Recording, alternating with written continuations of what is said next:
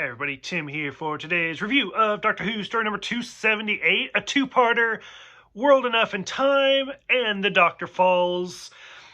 I thought it was a great story. This is, after almost 50 years at this point for the Master, the first time we've ever seen two Masters together at the same time.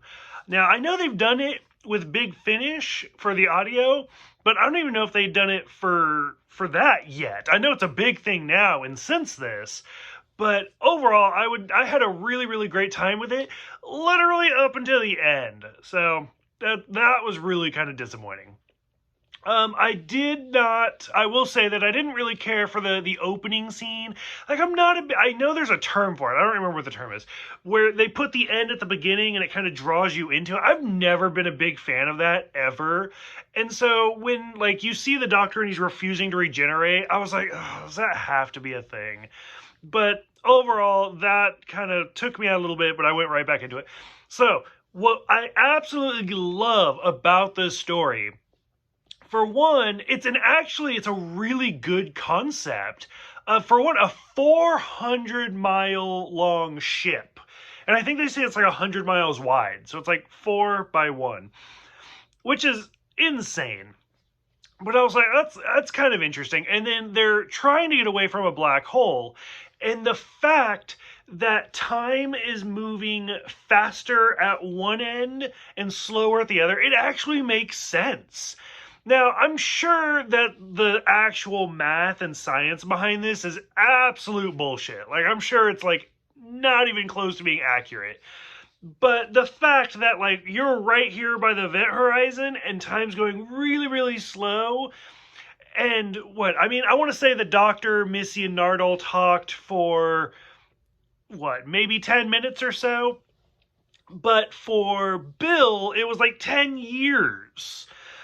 So that's like the ratio of time, and it's insane. Which, by the way, I didn't really talk about the whole, like, I'm Doctor Who. Like, that was a little too much for me, but I did love Missy's, like, I'm saving us minutes. That was fantastic and actually made it worth it for me. So anyways, the fact that this floor is so much faster than the other is actually a really good concept. 20 crew members went down. Now there's like thousands of descendants. And I was like, that's pretty great. At one point, they do drop the Venusian Keto, which is something the Third Doctor was a big fan of, used it all the time. So I was like, that's kind of cool. So I don't remember the exact moment where I was like, it's a Cyberman. Because at first, when they're with like the conversion theater and stuff like that, actually reminded me more of like the Day the Doctor Dances or whatever that episode is, where it's like the Are You My Mummy thing. Like, that's what it reminded me of. And so I don't actually remember the moment where I thought that it was a Cyberman. Probably the most messed up part that did stick with me is where he keeps saying pain over and over again, and all they do is turn the volume down. That's always kind of stood with me. So, as I've said before, going back to earlier reviews, I have not been a big fan of the Cybermen, especially in New Who, because they just come from an alternate dimension, stuff like that. I never liked them. Whereas the 10th planet, which is when this kind of takes place, from the last serial of the First Doctor, I love those Cybermen. I think it's great.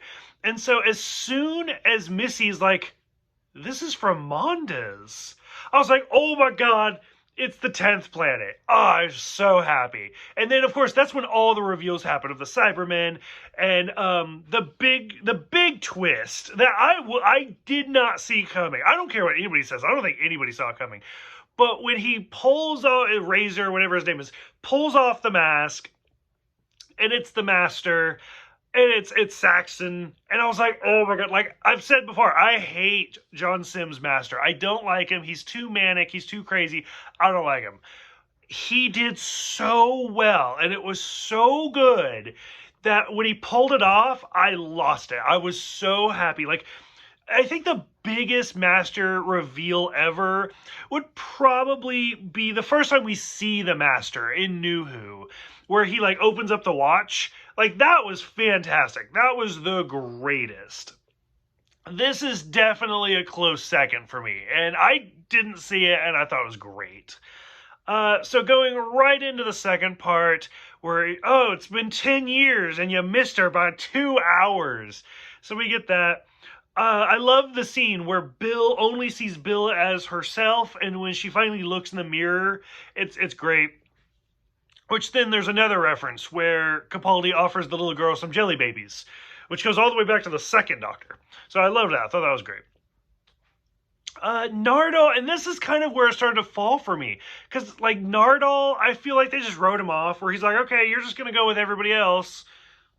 So what the fuck happened? Like, he just lives the rest of his life? I mean, he's not human. We know that. So does he ever die? Some people think he's a Time Lord. So I was like, what's going to happen? Why do we not see Nardole return? So we get that. The whole master on master violence was a bit much for me. Like, I liked her stabbing him because it makes sense that he's going to regenerate into her.